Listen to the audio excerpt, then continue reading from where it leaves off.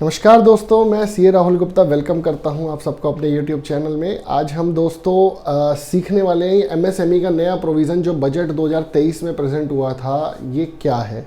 Sir हमें तो MSME की डेफिनेशन ही नहीं पता, हम एमएसएमई है भी या नहीं है। तो दोस्तों सबसे पहले तो आपको ये पता होना चाहिए कि आप एक एमएसएमई है भी या नहीं है। देखिए अब एमएसएमई कौन है। सर एमएसएमई क्या होता है, हमें कुछ नहीं पता। देखो एमएसएमई की जो फुल फॉर्म है that is micro small and medium enterprises. इसका मतलब है छोटी कंपनियां, छोटी यूनिट्स एमएसएमई में कवर्ड होती हैं। तो माइक्रो का कौन सी है जी, जिसका टर्नओवर का मतलब सेल्स, जिसकी सेल्स 0 से 5 करोड़ हो पिछले साल में। इन्वेस्टमेंट हो 0 से 1 करोड़, धंधे के अंदर जो पैसा लगाया हुआ हो वो 0 से 1 करोड़ के बीच में लगाया हुआ हो, दैट इज माइक्रो। सर क्या मैं माइक्रो हूं स्मॉल हूं इससे फर्क पड़ेगा? जब तक आप एमएसएमई हैं तब तक कोई फर्क नहीं पड़ेगा। आप एमएसएमई से बाहर निकल जाओगे, आप लार्ज एंटरप्राइज बन जाओगे तो एमएसएमई के बेनिफिट्स आपको नहीं मिलेंगे। स्मॉल एंटरप्राइजेस कौन है? जिसका 5 से 50 करोड़ का टर्नओवर हो, इन्वेस्टमेंट हो 1 से 10 करोड़ की। ठीक है दोस्तों। मीडियम एंटरप्राइजेस वो है जिसका टर्नओवर हो 50 से 250 करोड़ के बीच में एंड इन्वेस्टमेंट हो 10 से 50 करोड़ के बीच में। सर अगर धंधे के अंदर मैंने 50 करोड़ तक लगाया है और मेरा टर्नओवर 250 करोड़ तक ही है तो मैं एमएसएमई हूं। अगर मेरा टर्नओवर 250 करोड़ से ऊपर है या धंधे के अंदर मैंने पैसा 51 करोड़ रुपए लगा दिया है, दोनों में से एक भी कंडीशन अगर सेटिस्फाई हो गई तो मैं एमएसएमई से बाहर निकल जाऊंगा। ठीक है, सीधा सीधा उसूल ये समझ लो, आपका टर्नओवर 250 करोड़ से कम हो या और साथ में आपका इन्वेस्टमेंट जो है वो 50 करोड़ से कम हो तो आप एमएसएमई हो। ठीक है जी। अब इस बजट में, बजट 2023 के अंदर एमएसएमई के लिए एक चेंज आया है। वो क्या है सर? ये है राम, ये है जी राम। राम का टर्नओवर कितना है जी? सपोज 100 करोड़। मेरा पहला क्वेश्चन, क्या राम एक एमएसएमई है? Answer is yes. मैं मान के चल रहा हूं इन्वेस्टमेंट उसकी 50 करोड़ से कम है। राम ने सुनील को माल बेचा, श्याम को माल बेचा। सुनील का टर्नओवर कितना है सर? सर उससे बहुत ज़्यादा फर्क नहीं पड़ेगा, मुझे सुनील का टर्नओवर देखना ही नहीं है, मुझे श्याम का टर्नओवर देखना ही नहीं है। आई एम एन एमएसएमई और मैंने इनको सेल करी है। तो ये दोनों चाहे एमएसएमई हो या ना हो, इनको मेरी पेमेंट 45 डेज में करनी ही करनी होगी। अदरवाइज क्या होगा सर? अब देखो सुनील तो मेरी पेमेंट विद इन 45 डेज कर देता है, लेकिन श्याम मेरी पेमेंट 45 डेज में नहीं करता। तो जब श्याम का सीए कौन है? कृष्णा, जय श्री कृष्णा। कृष्णा जी ऑडिटर हैं जी श्याम के। कृष्णा जी ने बोला, श्याम भाई जो आपने राम से माल खरीदा है ना, ये मैं डिसअलाउ कर रहा हूं क्योंकि आपने पेमेंट विद इन 45 डेज नहीं करी है। श्याम कहता है भाई ये तो मैं मर जाऊंगा अगर मेरा परचेज का खर्चा ही डिसअलाउ कर दिया तो।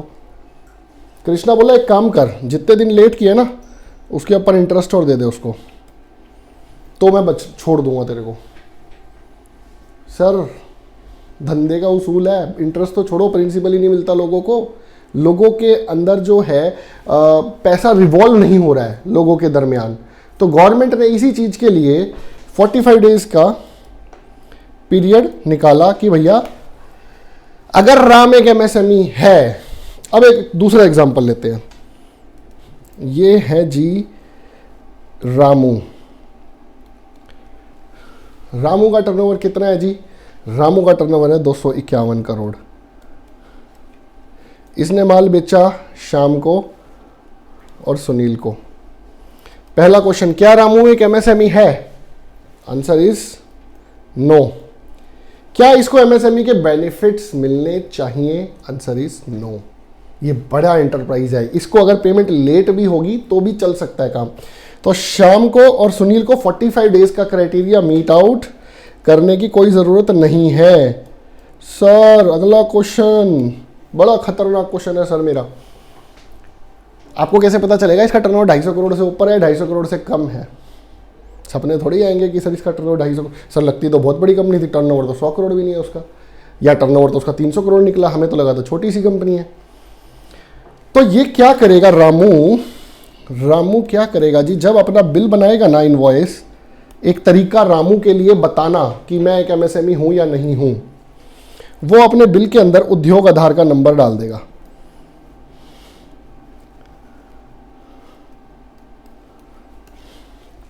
एक तरीका तो ये है, अपना हर इनवॉइस के अंदर उद्योग आधार का नंबर डाल दे। इससे होगा क्या, बिना बताए सामने वाले को पता चल जाएगा कि ये एक एमएसएमई है, क्योंकि उद्योग आधार का नंबर एमएसएमई को मिलेगा।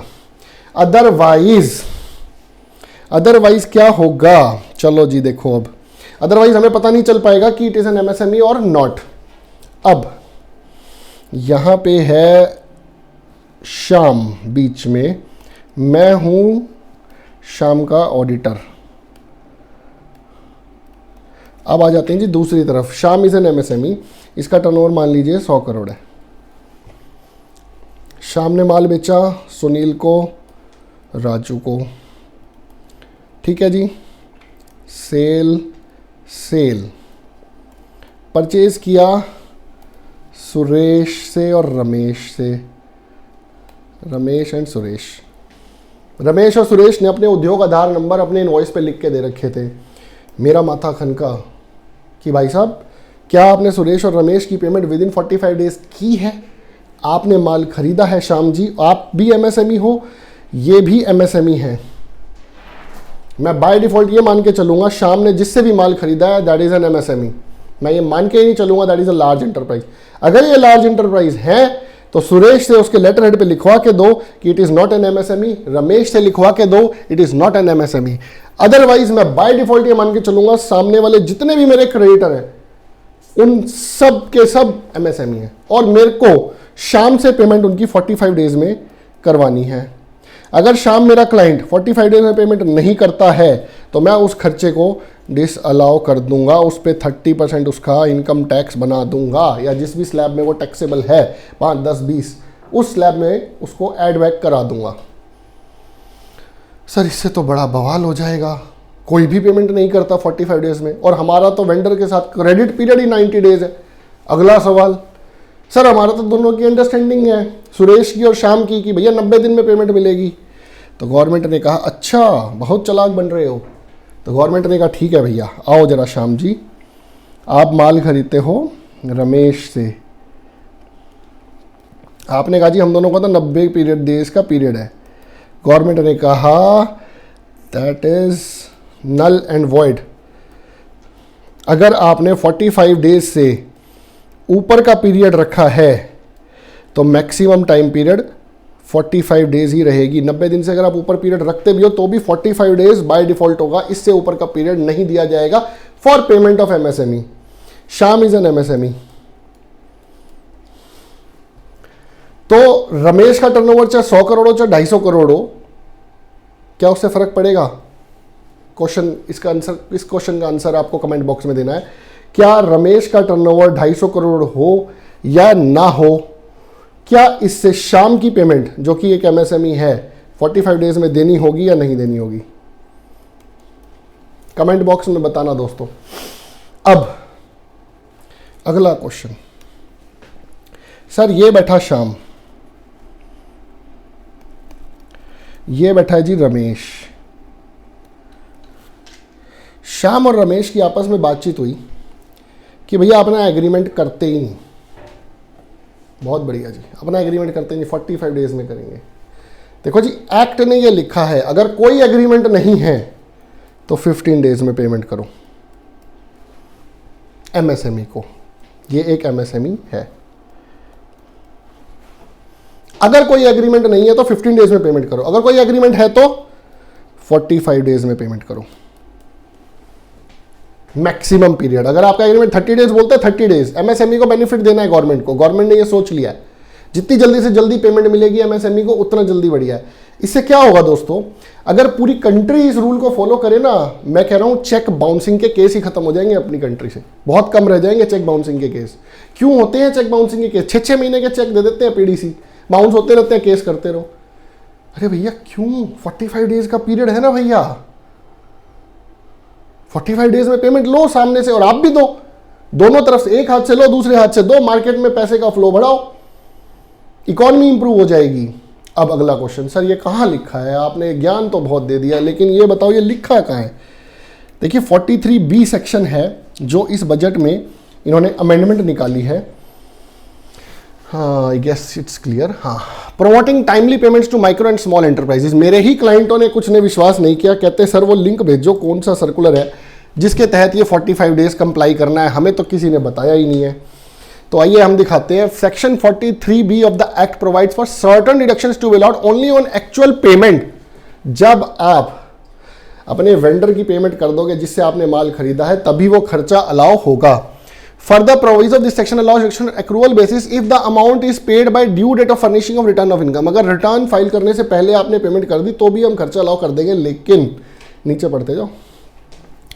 In order to promote timely payments to micro small enterprises, it is proposed to insert a new clause to provide that any sum payable by the assessee to a MSME beyond the time limit specified in section 15 of the MSME Act shall be allowed as deduction only on actual payment.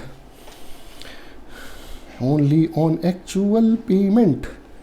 जब actual payment कर दोगे तभी खर्चा allow करेगा। However, it is also proposed shall not apply to such payment. Proviso to section 43B of the act shall not be applicable.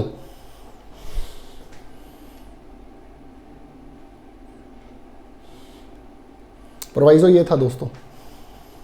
However, it is also proposed that the proviso shall not apply to such payments. लो जी, लिख दिया नीचे, हटा दिया इसको बाहर proviso को।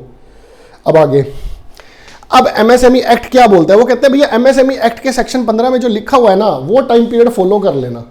अब section 15 में क्या लिखा हुआ है वो पढ़ लेते हैं। Mandates payment to micro and small enterprises within the time as per the written agreement. भाई साहब, जो एग्रीमेंट में लिखा हुआ है ना, उतने दिन में पेमेंट हो जानी चाहिए, which can not be more than 45 days. 45 दिन से ज्यादा का एग्रीमेंट नहीं होना चाहिए। If there is no such return agreement, this section mandates that the payment shall be made within 15 days. Sir ji ये तो बवाल हो जाएगा। अब देखिए, thus the proposed amendment to section 43B of the act will allow the payment as deduction only on payment basis. It can be allowed on accrual basis only if the payment is within the time mandated under section 15, मतलब वही 45 days। Return agreement अगर 45 दिन से ज्यादा का है, that is null and void. 45 दिन से कम का है वो फॉलो कर लो, या मैक्सिमम आपको 45 डेज देंगे। This amendment will take effect from, इस पे भी बड़ा बवाल हो रहा है। सर ये लिख रहे हैं this amendment will take effect from 1 April 2024, ये तो अगले साल से एप्लीकेबल होगा। नहीं, and will accordingly apply to the assessment year 24-25 and subsequent assessment year. Assessment year 24-25। Sir assessment year 24-25, मैंने आपकी एक वीडियो देखी थी सर जिसमें आपने असेसमेंट ईयर समझाया था। असेसमेंट ईयर, जो पैसा आप अप्रैल 23 से मार्च 24 में कमाएंगे, उसका प्रीवियस ईयर है 23-24। असेसमेंट ईयर क्या होगा इसका?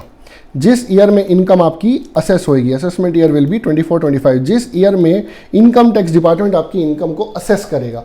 सर इन्होंने ऐसा लिखा क्यों फिर? This section will apply from assessment 1 April 2024। ये तो इनको लिखना चाहिए था 1 अप्रैल 2023। देखो जो एक्ट हमारा लिख रहा है ना, वो लिख रहा है असेसमेंट ईयर के हिसाब से, डिपार्टमेंट के हिसाब से कि हमें कब से इनकम को असेस करना है। तो असेसमेंट ईयर 24-25 का 1 अप्रैल 2024 से असेसमेंट ईयर स्टार्ट होता है, इसलिए वो ऐसा लिखा हुआ है। आप इसमें बिल्कुल भी कंफ्यूज ना होएं। This section is applicable from 1 April 2023। आप जो भी माल खरीद रहे हो अप्रैल 2023 में, इसकी पेमेंट विद इन 45 डेज करनी है। अगला सवाल, सर ये मेरी बैलेंस शीट है, डेटर्स क्रेडिटर्स 2 करोड़ 1 करोड़, इतना तो पैसा ही नहीं है सर, कहाँ से पे करूँ? ये तो ओपनिंग है। अब मैं माल खरीदूंगा और बेचूंगा, चलो आगे की पेमेंट मैं विद इन 45 डेज में करता जाऊंगा। जो जो भी माल मैं अप्रैल 24 के बाद खरीद रहा हूँ उसकी पेमेंट मैं करता जाऊंगा। एक बात बताओ दोस्तों, जब आप पेमेंट करते हो तो फीफो फॉलो करोगे ना, फर्स्ट इन फर्स्ट आउट। जो पेमेंट पहले, जिसका बिल पहले ड्यू हुआ उसकी पेमेंट पहले, जिसका ओपनिंग बैलेंस है पहले उसकी पेमेंट करोगे। ठीक कह रहा हूँ बात? आप उसको कैरी फॉरवर्ड कब तक करोगे? मैक्स टू मैक्स अगर सब कुछ ठीक रहा तो आपको 31 मार्च 24 को अपने डेटर्स और क्रेडिटर्स को सबको 45 डेज पे, मतलब सिर्फ क्रेडिटर्स को, डेटर्स अपने आप देखेंगे, उनकी किताबें वो जाने। आपको अपने सारी पेमेंट्स जो क्रेडिटर्स की हैं वो विद इन 45 डेज के पीरियड पे लानी पड़ेंगी। आइडियली अगर मैं बात करूं 31 मार्च 2024 को, तो 15 फरवरी 2024 के बाद जो भी बिल आए हुए होंगे उनकी पेमेंट्स आप रोक सकते हो। 15 फरवरी 2024 से पहले जो भी बिल होंगे आपको उसकी सारी पेमेंट क्लियर करनी होगी। और साथ में ये ओपनिंग डेटर क्रेडिटर भी क्लियर करने होंगे। अगर आप लेट पेमेंट कर रहे हो 45 डेज, दोस्तों टैली के अंदर और अदर सॉफ्टवेयर के अंदर सबके अंदर टीडीएल्स बन के आ रही हैं। टीडीएल्स मींस एडिशनल सॉफ्टवेयर, जो ये कैलकुलेट करेंगी कि क्या आपने 30 डेज 45 डेज कितने दिन में आपने अपने वेंडर्स की पेमेंट की है। तो you should be ready. Market में सर्कुलेशन बढ़ाना है, चेक डिसऑनर के केस कम करना है, देश की प्रगति में भागीदार बनना है और अपनी पेमेंट्स करनी है और दूसरों को अवेयर भी करना है। ठीक है, मैं ये जो लिंक है ये memorandum explaining the finance bill है। अगर किसी फ्रेंड को ये चाहिए हो तो 1 मिनट रुकिए जरा। क्या हो गया,